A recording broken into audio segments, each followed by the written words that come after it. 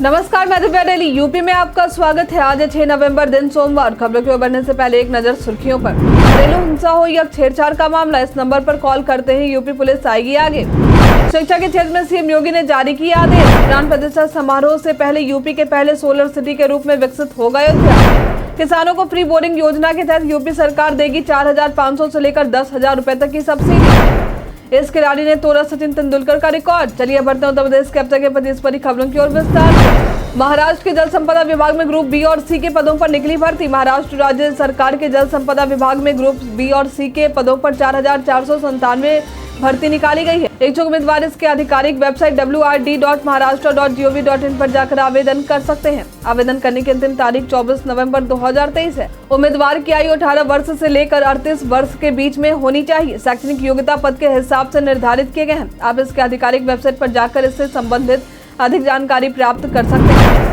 Green road के तौर पर विकसित होगी उत्तर प्रदेश की सड़कें, मिलेंगी ये सुविधा। ग्रीन रोड के तौर पर उत्तर प्रदेश के शहरी क्षेत्रों की 10 से 45 मीटर चौड़ी सड़कों को सरकार द्वारा विकसित करने की तैयारी है। ग्रीन रोड के तौर पर तैयार किए जाने वाले इन सड़कों को आधुनिक सुविधाओं से लैस किया जाएगा, जिनमें utility duct, footpath, green zone, solar street light, bus stop, EV charging station, bench आदि लगाए जाएंगे। साथ ही प्रदेश के 18 बस अड्डों को पीपीपी मोड पर विकसित किए जाने की कार्य योजना को भी मंजूरी मिल चुकी है। मिली जानकारी के अनुसार लखनऊ के विभूति खंड बस स्टेशन और वर्कशॉप सहित राज्य के 5 बस अड्डों को आधुनिक सुविधाओं के साथ ठीक वैसे ही विकसित किए जाएंगे जो सुविधा हमें एयरपोर्ट पर देखने को मिलती है। उत्तर प्रदेश पर्यटन में आज हम बात करेंगे काशी धाम संग्रहालय वाराणसी के बारे में। यह संग्रहालय उत्तर प्रदेश के वाराणसी जिले के सबसे प्रसिद्ध स्थलों में से एक है, जो कि बूंदी पर कोटा घाट के पास स्थित है। यहाँ आपको ऐतिहासिक के साथ सांस्कृतिक, धार्मिक और भी कई तरह की जानकारियां मिलेंगी।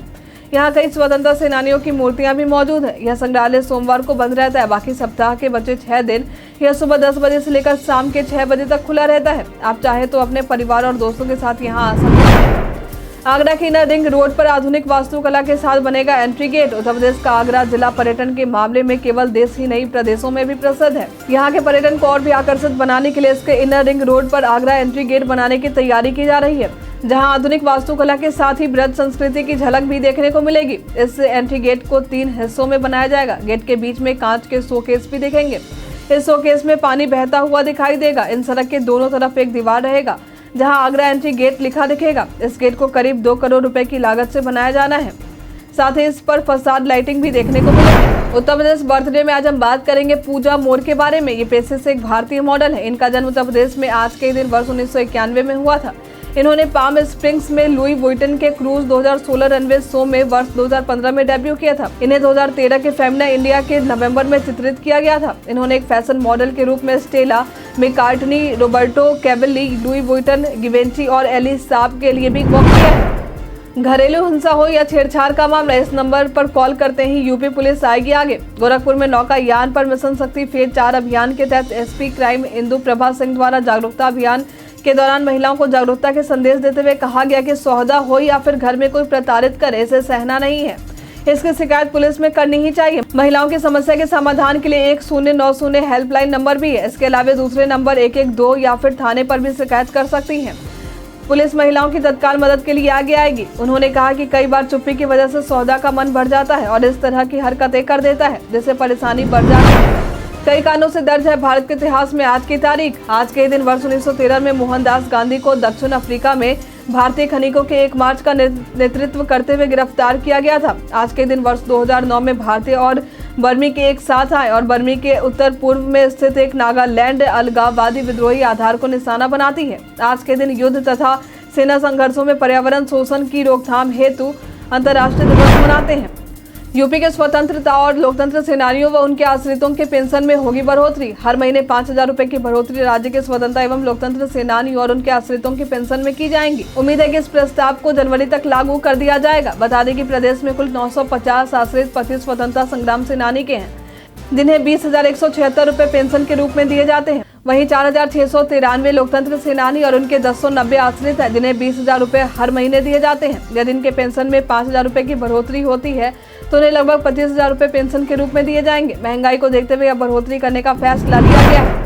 उत्तर प्रदेश के मौसम का मिजाज, चलिए जानते हैं उत्तर प्रदेश के मौसम के मिजाज के बारे में। मौसम विभाग के अनुसार प्रदेश का मौसम शुष्क रहने वाला है। विभाग की तरफ से मौसम को लेकर किसी प्रकार की चेतावनी जारी नहीं की गई है। हालांकि पहले से ठंड का एहसास और अधिक होने लगा है। दिवाली के बाद से ठंड बढ़ने की उम्मीद है।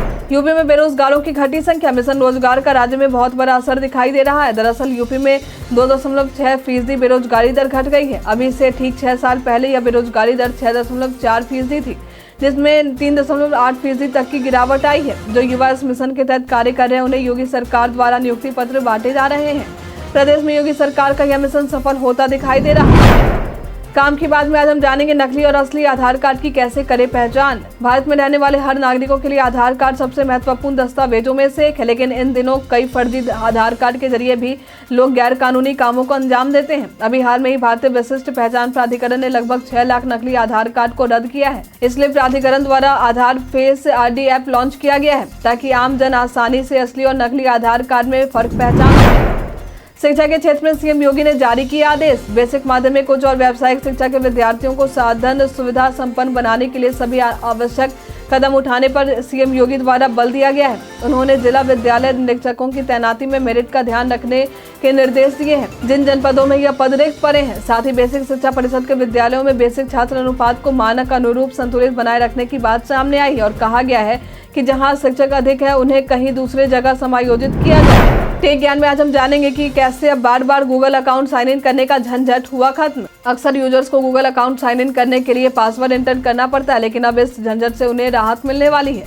दरअसल गूगल के ब्लॉग पोस्ट के अनुसार पर्सनल गूगल अकाउंट के ऑनलाइन साइन इन के लिए अब पासवर्ड की जगह पास की का इस्तेमाल किया जा सकेगा। इस सुविधा से यूजर को अपना गूगल अकाउंट साइन इन करने के लिए अधिक समय भी नहीं लगेंगे और यूजर बिना पासवर्ड एंटर किए ही सीधे फेस स्कैन, फिंगरप्रिंट या पिन की मदद से अकाउंट साइन इन कर पाएंगे। उत्तर प्रदेश परिवहन निगम नेपाल के लिए चलाएगा बसें। पड़ोसी देश नेपाल के बांके जिला मुख्यालय नेपालगंज तक अब उत्तर प्रदेश परिवहन निगम की बसें चलाई जाएंगी। परिवहन सेवा के सर्वे का कार्य दोनों देशों के बीच पूरा होने के साथ ही अंतर्राष्ट्रीय परमिट की औपचारिकताएं भी पूरी की जा चुकी हैं। सरकार द्वारा लिए गए इस फैसले से दोनों देशों की आर्थिक स्थिति को भी मजबूती मिलेगी। प्राण प्रतिष्ठा समारोह से पहले यूपी के पहले सोलर सिटी के रूप में विकसित होगा अयोध्या। जनवरी में श्री राम के जन्मभूमि पर बन रहे मंदिर में प्राण प्रतिष्ठा का कार्यक्रम होने वाला है, लेकिन प्राण प्रतिष्ठा कार्यक्रम से पहले उत्तर प्रदेश के अयोध्या को सोलर सिटी में विकसित करने की तैयारी की जा रही। अधिकारियों द्वारा इसे लेकर कहा गया है कि उत्तर प्रदेश नवीन और नवीकरणीय ऊर्जा विभाग ने रामनगरी को राज्य की पहली सोलर सिटी के रूप में विकसित करने का काम शुरू कर दिया है। यूपी के कानून व्यवस्था में सुधार के लिए चलाए जाएंगे एंटी रोमियो अभियान। यूपी की कानूनी व्यवस्था में सुधार हो सके, इसके लिए योगी सरकार लगातार सख्ती बरतती जा रही। योगी सरकार ने अधिकारियों को जिला से लेकर जोन स्तर तक लगातार समीक्षा करते रहने के निर्देश भी दिए हैं। इस समीक्षा के दौरान बैठकों में आपराधिक घटनाओं से लेकर पेंडिंग मामलों पर चर्चा की जाएगी। साथ ही लापरवाही करने वालों पर एक्शन लिया जाएगा। सीएम योगी ने कहा है कि हर घटना एक सबक होती है। इससे फील्ड में तैनात अधिकारी सीख लें और एक्टिव रहें, ताकि दोबारा ऐसी घटनाएं ना हो और समय रहते उनको रोका जा सके। किसानों को फ्री बोरिंग योजना के तहत यूपी सरकार देगी 4,500 से 10,000 रुपए तक की सब्सिडी। किसानों के लिए योगी सरकार कई तरह की योजनाएं लेकर आती है, ताकि किसान वर्गों को अधिक से अधिक राहत मिल सके। इन्हीं योजनाओं में से एक योजना है फ्री बोरिंग योजना, जिसके तहत 4,500 से लेकर 10,000 रुपए तक की सब्सिडी प्रदेश सरकार द्वारा किसानों को सिंचाई के लिए दी जाती है। इस योजना के तहत लघु किसानों को 4,500 रुपए, वही सीमांत किसानों को 6,000 रुपए और SC/ST समुदाय के किसानों को 10,000 रुपए तक दिए जाते हैं। त्योहारी सीजन में यात्रियों को राहत देने के लिए रेलवे और रोडवेज प्रशासन कर रहा तैयारी। त्योहारी सीजन में अक्सर रेलवे में यात्रियों की भीड़ देखने को मिलती है। दिवाली और छठ जैसे महापर्व भी अब नजदीक है। ऐसे में यात्रियों की भीड़ को देखते हुए रेलवे के साथ यूपी में रोडवेज भी तैयारियों में लग चुका है। साथ ही रेलवे की तरफ से ट्रेन में भी अतिरिक्त कोच लगाकर यात्रियों को राहत देने का काम किया जा रहा। हर रूट पर नियमित ट्रेनों में स्थिति की रिपोर्ट की मांग की गई है। 8 महानगरों और दूसरे राज्यों के बीच अतिरिक्त AC बसों का संचालन रोडवेज प्रशासन की तरफ से किया जाएगा। यूपी में छात्रवृत्ति के लिए जारी हुआ कार्यक्रम। इस दिन तक बच्चे कर सकेंगे आवेदन। इस बार दिसंबर महीने तक छात्रवृत्ति और फीस भरपाई के लिए प्रदेश के क्लास 10वीं से ऊपर की कक्षाओं और अन्य व्यावसायिक पाठ्यक्रम में पढ़ाई करने वाले सामान्य, अल्पसंख्यक और अन्य पिछड़ा वर्ग के गरीबी रेखा के नीचे के जरूरतमंद विद्यार्थी आवेदन कर सकेंगे। वहीं अगले साल मार्च महीने तक अनुसूचित जाति और जनजाति के बच्चे आवेदन कर पाएंगे। आवेदन करने का कार्यक्रम इन सभी वर्गों के बच्चों के लिए छात्रवृत्ति और फीस भरपाई के लिए जारी किया जा चुका है। कार्यक्रम के मुताबिक राज्य के मूल निवासी, अनुसूचित जाति और जनजाति के बच्चे पहले चरण में 22 सितंबर से 31 दिसंबर छात्रवृत्ति और फीस भरपाई के लिए छात्रवृत्ति पोर्टल पर ऑनलाइन आवेदन कर पाएंगे। इसके बाद इस वर्ग के बचे हुए छात्र छात्राएं 1 जनवरी 2024 से 31 मार्च 2024 तक ऑनलाइन आवेदन कर सकते हैं। काशी में इस दिन होगा देव दीपावली उत्सव का आयोजन। देव दीपावली उत्सव को लेकर 2 तिथियों में असमंजस की स्थिति बन रही थी, लेकिन अब श्री काशी विद्वत परिषद ने इन अटकलों पर विराम लगा दिया है। बता दें कि देव दीपावली का आयोजन 26 नवंबर को ही मनाने का निर्णय वरिष्ठ उपाध्यक्ष प्रोफेसर रामचंद्र पांडे की अध्यक्षता में किया गया है। लखनऊ के इस कैंसर संस्थान में गरीबों को मिलेगा मुफ्त इलाज। गरीब मरीजों को मुफ्त में लखनऊ के चकगंजरिया स्थित कल्याण सिंह कैंसर संस्थान में इलाज मिल सकेगा। यह इलाज संस्थान में राष्ट्रीय आरोग्य निधि और असाध्य योजना के तहत मिलेंगे। यह योजना उम्मीद है कि अगले महीने में लागू कर दी जाए। इस योजना को लागू करने की तैयारी अधिकारियों द्वारा की जा चुकी है। बता दें कि लगभग 300 से लेकर 350 तक मरीज ओपीडी में कैंसर संस्थान में हर रोज पहुंच रहे हैं। मरीजों की भर्ती 250 बेडों पर की जा रही। वहीं 24 घंटे तक इमरजेंसी और पैथोलॉजी जांच की सुविधा उपलब्ध करवाई जा रही है। ऑपरेशन की सुविधा भी लगातार बढ़ती ही जा रही है। वहीं सबसे ज्यादा मरीजों को रेडियोथेरेपी में राहत मिल रही है। अब आरएसएस के प्रमुख पदों पर महिलाओं की भी हो सकेगी नियुक्ति। उत्तर प्रदेश में आरएसएस लोकसभा चुनाव को लेकर अलर्ट मोड में आ चुकी है।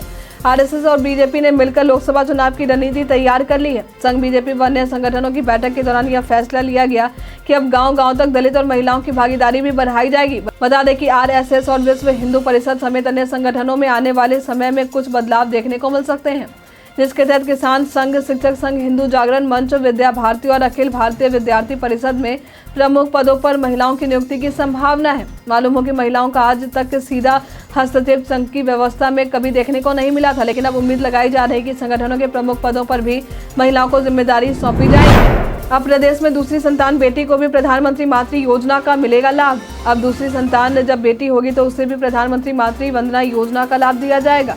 इस योजना का लाभ देने वाले लाभार्थियों को 6,000 रुपए दिए जाएंगे। हालांकि इस योजना में कुछ आंशिक बदलाव भी किए गए हैं और प्रधानमंत्री मातृ वंदना योजना वर्जन 2.0 इसका नाम दिया गया है। वहीं नोडल अधिकारी व उप मुख्य चिकित्सा अधिकारी डॉक्टर हरीश चंद्र मौर्य द्वारा बताया गया कि लाभार्थियों के प्रपत्रों का अंकन नए पोर्टल पर URL pmmby.nic.in पर किया जाएगा। पूर्व में लाभार्थियों को 5,000 रुपए का भुगतान 3 किस्तों में किया जाता था। इस त्योहारी सीजन में सलमान खान के फैंस को मिलेगी खुशखबरी। फैंस के लिए त्योहार वाला सीजन और भी अधिक रोमांचक होने वाला है। सलमान खान टाइगर 3 के साथ दर्शकों को इम्प्रेस करने के लिए तैयार है। मनीष शर्मा द्वारा निर्देशित टाइगर फ्रेंचाइजी की तीसरी सीजन में सलमान खान अपनी मुख्य भूमिका को दोहराते हुए नजर आ रहे हैं। उनके साथ कैटरीना कैफ और इमरान हाशमी भी होंगे। इमरान खलनायक की भूमिका में कदम रखते हैं। स्टार पावर का अतिरिक्त तड़का लगाते हुए शाहरुख खान कैमियो रोल में दिखेंगे। इस खिलाड़ी ने तोड़ा सचिन तेंदुलकर का रिकॉर्ड। आईसीसी वनडे विश्व कप 2023 के 35वें मैच में न्यूजीलैंड का सामना पाकिस्तान से देखने को मिला। इस मैच में पहले बैटिंग करते हुए न्यूजीलैंड टीम की शुरुआत शानदार रही। न्यूजीलैंड की टीम की तरफ से ओपनर सचिन रविंद्र ने इस वर्ल्ड कप का तीसरा शतक जड़ा है। बेंगलुरु में भी उनका बल्ला जमकर गर्जा और उन्होंने एक मामले में सचिन तेंदुलकर को पछाड़ दिया। आज के लिए फिलहाल इतना ही। अब हम प्रतिदिन आपसे 5 ऐसे जरूरी सवाल पूछेंगे और उसका जवाब बताएंगे जो कि स्टेट PCS, पुलिस दरोगा समेत SSC जैसे अन्य प्रतियोगी परीक्षाओं में काम आएंगे। सवाल इतिहास, यूपीएस, स्पेशल विज्ञान, करंट अफेयर्स और भूगोल से रहेंगे। तुम्हारा पहला सवाल है, हाल ही में कौन सा विश्वविद्यालय स्वयं का सैटेलाइट लॉन्च करेगा? ऑप्शन ए है अलीगढ़ मुस्लिम यूनिवर्सिटी, ऑप्शन बी है चंडीगढ़ यूनिवर्सिटी, ऑप्शन सी है दिल्ली यूनिवर्सिटी, ऑप्शन डी है जवाहरलाल नेहरू यूनिवर्सिटी। इसका सही उत्तर है अलीगढ़ मुस्लिम यूनिवर्सिटी। हाल ही में कौन सा राज्य अपने सभी जिलों में हॉलमार्किंग केंद्र वाला देश का पहला राज्य बना है? ऑप्शन ए है आंध्र प्रदेश, ऑप्शन बी है तेलंगाना, ऑप्शन सी है कर्नाटक, ऑप्शन डी है केरल। इसका सही उत्तर है केरल। प्रधानमंत्री नरेंद्र मोदी ने किस राज्य के मेहसाना जिले में 5,900 करोड़ रुपए की कई विकास परियोजनाओं का लोकार्पण और शिलान्यास किया है? ऑप्शन ए है असम, ऑप्शन बी है गुजरात, ऑप्शन सी है मेघालय, ऑप्शन डी है पश्चिम बंगाल। इसका सही उत्तर है गुजरात। उत्तर प्रदेश के किस स्थल से गुप्तकालीन यमुना की एक मूर्ति प्राप्त हुई थी? ऑप्शन ए है अहिच्छत्र, ऑप्शन बी है कुशीनगर, ऑप्शन सी है कौशाम्बी, ऑप्शन डी है भीतरगांव। इसका सही उत्तर है अहिच्छत्र। निम्न में से कहाँ छीट एवं लिफाफों की छपाई की जाती है? ऑप्शन ए है जहांगीराबाद, ऑप्शन बी है खाबाद, ऑप्शन सी है फरुखाबाद, ऑप्शन डी है उपरोक्त सभी। इसका सही उत्तर है उपरोक्त सभी। सवाल जवाब के दौर अब समाप्त होते हैं। आप में से कितने लोगों ने हमारे सवाल का सही जवाब दिया है कमेंट करके जरूर बताएं। वीडियो के अंत में हम उनका नाम जरूर लेंगे। उत्तर प्रदेश के तमाम खबरों के साथ बने रहने के लिए देखते रहे डेली यूपी और साथ ही अगर आप यूट्यूब से देख रहे हैं तो चैनल को सब्सक्राइब करें। अगर आप फेसबुक से देख रहे हैं तो पेज को लाइक करना ना भूलें। और हाँ, आप उत्तर प्रदेश के जिस भी क्षेत्र से देख रहे हैं उस क्षेत्र का नाम हमें हमारे कमेंट सेक्शन बॉक्स में लिखकर जरूर बताएं। धन्यवाद।